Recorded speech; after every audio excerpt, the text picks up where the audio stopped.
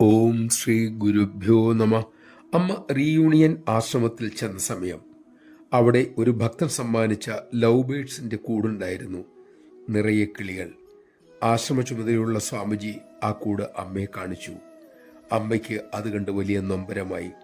വിഷമത്തോടെ കരുണാമയി പറഞ്ഞു, നോക്കൂ പൊന്നുമോനെ, സന്യാസിക്ക് എല്ലാറ്റിനോടും കാരുണ്യം വേണം.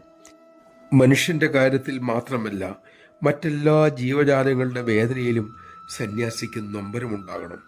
ചെടികളും പക്ഷിമൃഗാദികളും എല്ലാം ജീവന്മാരാണ്. ഈ പാവം പക്ഷികൾ വിഷമത്തിലാണ് മക്കളെ. അവർ അവരുടെ ലോകത്തിൽ നിന്നും ഒറ്റപ്പെട്ടിരിക്കുന്നു.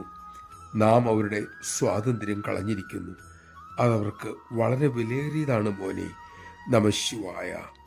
ഒരു ഉറുമ്പിനു പോലും പീഡ ഉണ്ടാക്കരുത് എന്ന നാരായണ ഗുരുദേവന്റെ വാക്കുകൾ ഓർമ്മിക്കൂ. ഒരിക്കൽ അമ്മ പറഞ്ഞിട്ടുണ്ട്, ഒരു ഉറുമ്പിൻ്റെ കൂടി സർട്ടിഫിക്കറ്റ് ഉണ്ടെങ്കിലേ നിങ്ങൾക്ക് ഈശ്വരൻ്റെ അടുക്കൽ ചെല്ലാൻ സാധിക്കൂ.